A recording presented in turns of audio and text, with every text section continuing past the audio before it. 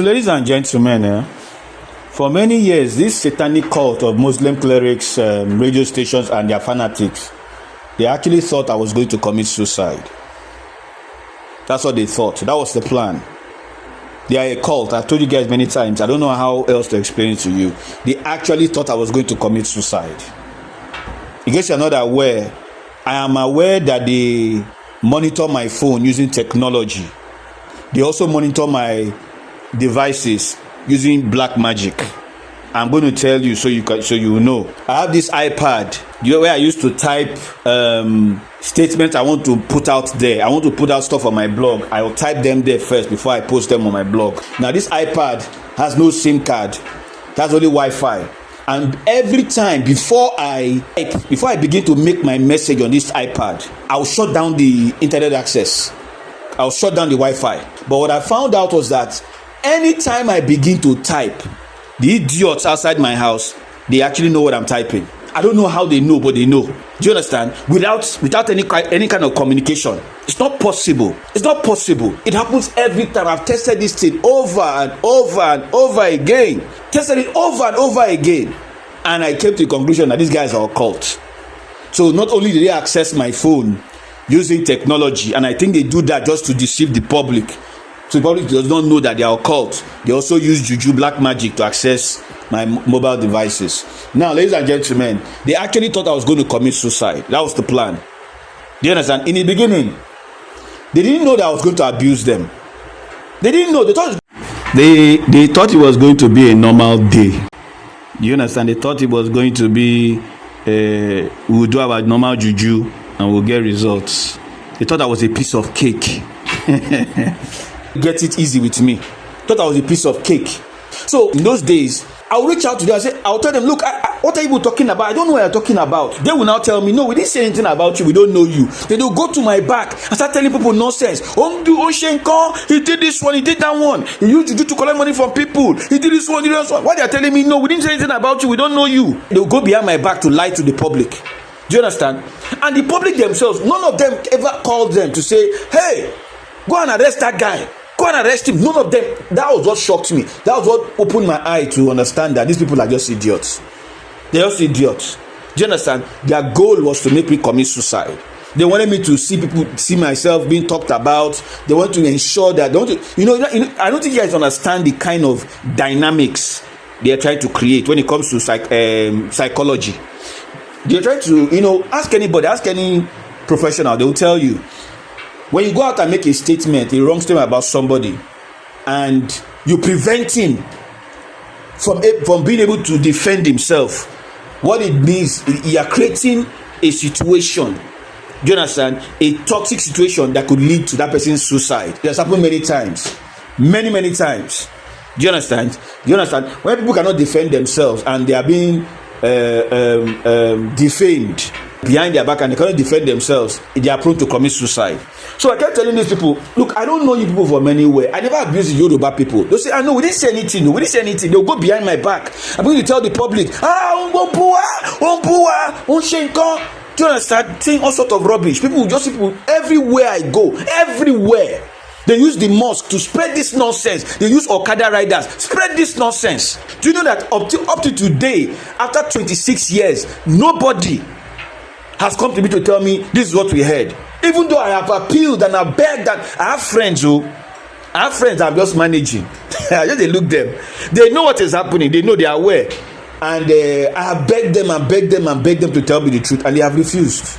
It's just a big shame. It's a big shame. I don't know the kind of manipulation they have on these people. Do you understand? And what I found out to these guys that lied to me is that I always end up cutting them off and putting them far away from me, because it will take long before they attack me for the Muslim clerics. Every single person that lied to me has attacked me.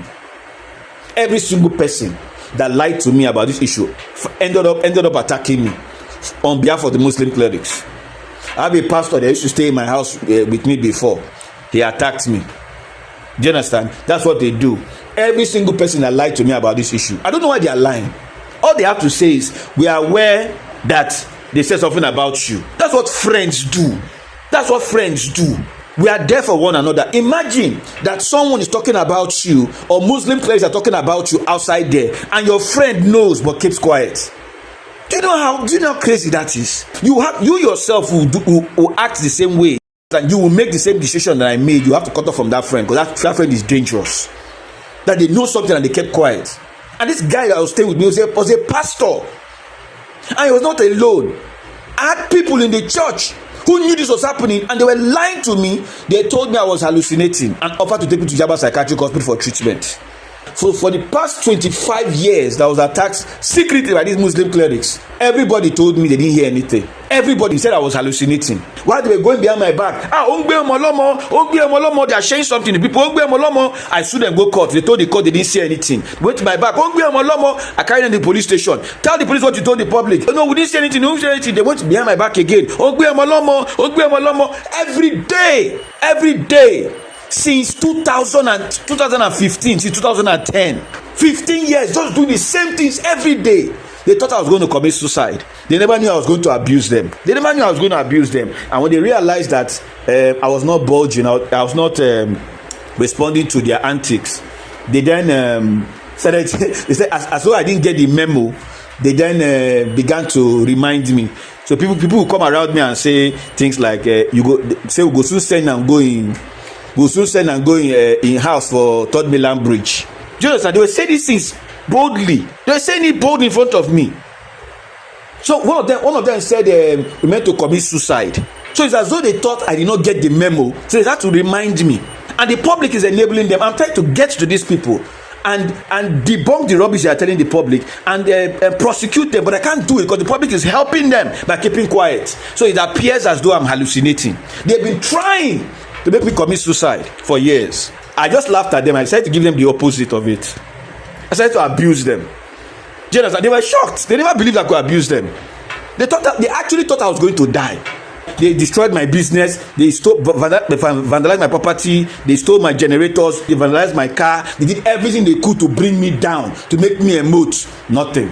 Do you understand? They monitor my phone, go and lie to people that I'm begging for money. They try to embarrass me, try to humiliate me. They have done everything to make me commit suicide, and yet they have failed. And the shocking part of it is that the church where they go get help is involved in this. The church told my family that I was hallucinating and allowed the Muslim clerics to continue to attack me because they wanted me to commit suicide. Do you understand? I'm not making up stuff. I'm telling you what happened. These people are evil. They are evil, demonic to the bone, satanic to the bone. And I wanted to show them something that, look, people don't know who you are dealing with. Though. They thought I was soft. They thought I was an easy cake. I gave it to these people. I dished it out. I abused the shit out of them to let them know it's not going to happen. I will not hurt myself because of you people. You are not worth it. Your cult is not worth it. Imagine Muslim clerics that lives in a face me, I face you, telling people that I don't have a job. The man does not even have a job himself. People that are sent to my house don't have a job. None of them have jobs. The work that I do, the skill that I have, none of them can do it. So these worthless people are the ones I should kill myself for. So you see, these people, they never expected I was going to abuse them. They never expected it. So ladies and gentlemen, when the Muslim clerics come to you to tell you all these stupid stories, just know them, know who they are. They are lunatics who are criminals. And their followers are all lunatics. Tell them to come and meet me. Tell them to come and face me. Let them come and face me. Every time they meet me face to face, they will tell me they didn't say anything about me. They don't know me. But they'll go behind my back and tell the public that I carried a child. And they have something. They have one kind of visual, one picture that they are showing people. I don't know what it is. Tell me what you told the public. They don't agree. And the church is helping them. The church went and told my family that I was hallucinating. And then they came to me. Hey, we want to take you to Yaba Psychiatric Hospital for treatment. You know what they're trying to accomplish?